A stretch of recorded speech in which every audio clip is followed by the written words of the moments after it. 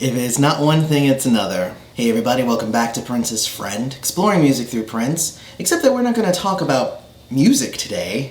Me coming back from being sick, I have been met with not only this kind of weird report that we're going to talk about in this video, but tons of people saying, you kind of need to say something about this. And I'm like, I don't know, do I? But then I started seeing a lot of people jumping on, dogpiling, and I was like, you know what, I think I actually do need to say something about this.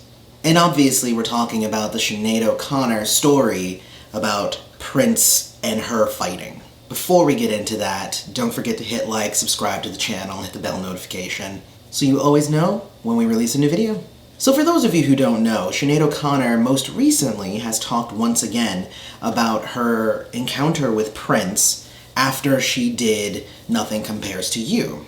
And from her telling, he asked her to be his protege, and she said no. And he said, well, if you're gonna sing my song, I don't want you to be cursing in any interviews.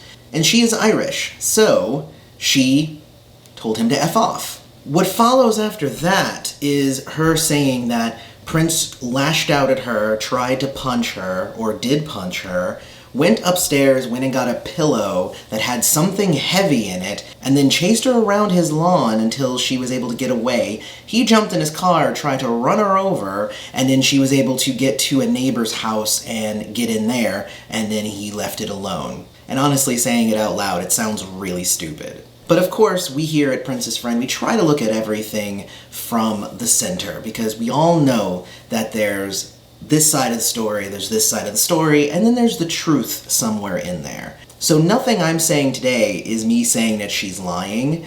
Obviously, we've only ever heard her side of the story, as Prince never talked on the issue. But I do kind of want to give kind of a background into the story that's being told and the reaction to said story. So first off, let's get a timeline going here.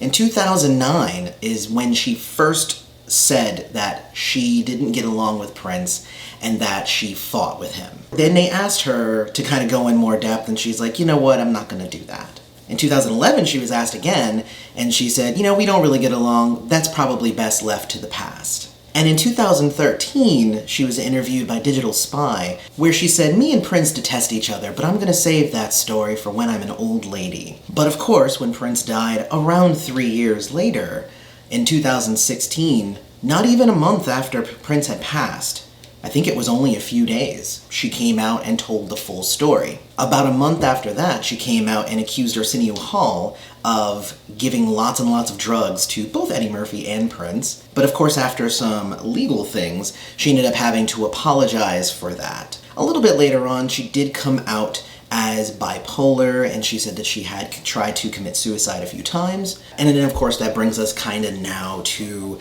our current state right now. So first, I kind of just want to say a few things in defense of Sinead O'Connor.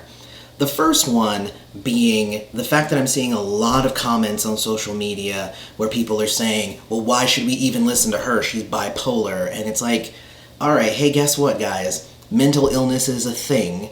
Mental illness is not something that should be used as a weapon against somebody else. At no point in any of these different interviews that she has she given the impression that she was having a bipolar episode or that she was struggling mentally in those moments. I have watched some video of her on YouTube and on talk shows of her what it looks like when she is having an episode, and it is not pretty. Every time that she's told a story or a version of this story, it's always been in a very calm voice. She's never lashed out or gotten angry or gotten crazy. So I think the approach of attacking her for her mental health, I think, is the wrong one. Secondly, at no point in any of these interviews did she volunteer any information about Prince. Obviously, her biggest song is Nothing Compares to You, and she says, yes, it's a great song. And then almost every interviewer, I may be pretending like they've never heard her talk about this before,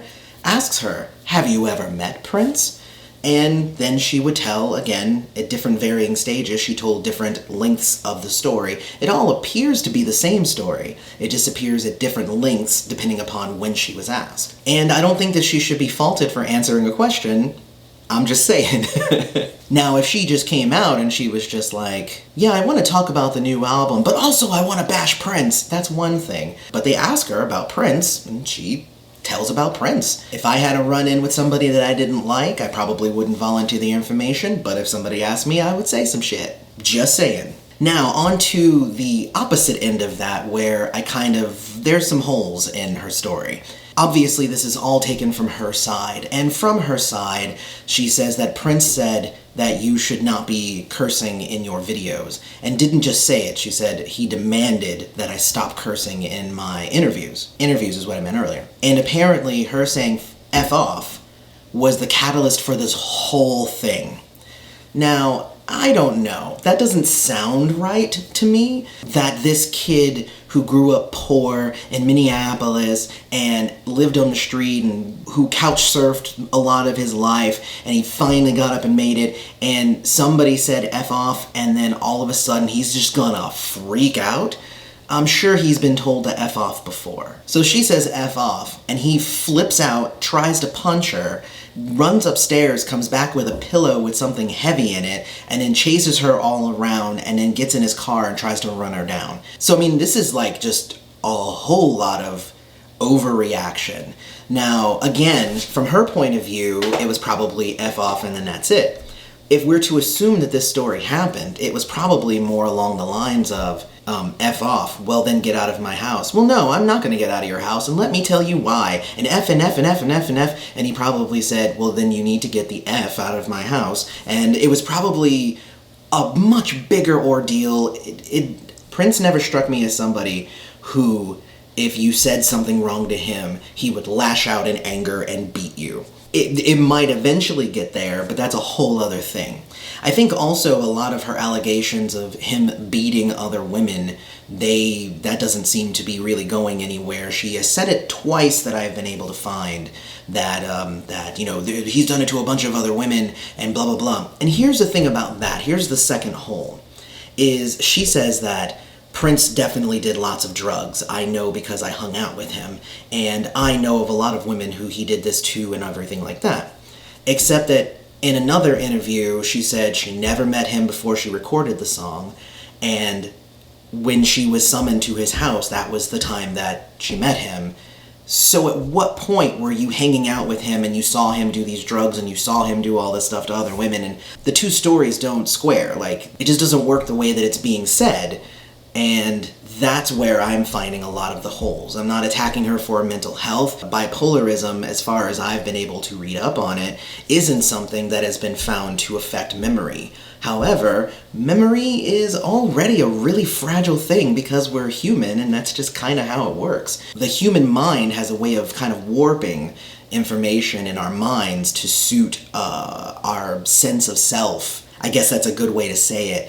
So what I'm saying is, all of this sounds really bad, but it was her perspective of this situation that occurred.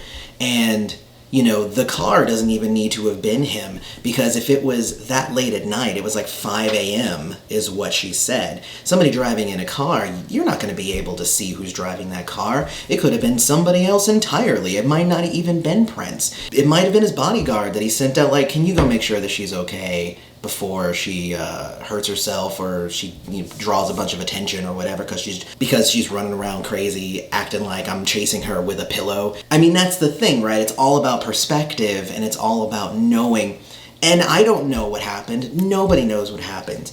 The only two people who were there were Sinead and Prince. And the way that she has told the story over time, I believe that this encounter happened, probably just not in the exact way that she said it. Now, the last thing that I saw was a whole lot of people saying, well, if you feel that way about Prince, then you should stop singing Nothing Compares to You. And no, definitely not. She definitely should not stop singing the song. I am definitely one to say, hey, we need to respect Prince's legacy, and we need to make sure that it stays intact, and all of that good stuff that, I say a lot on this channel. But Nothing Compares to You is her big song.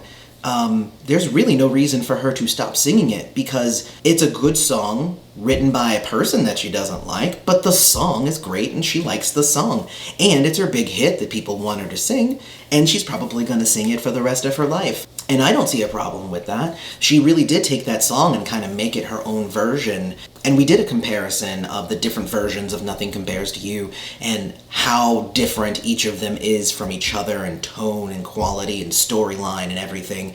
I mean, there's a lot of different stuff that goes into her version of the song, and she just didn't like Prince as a person.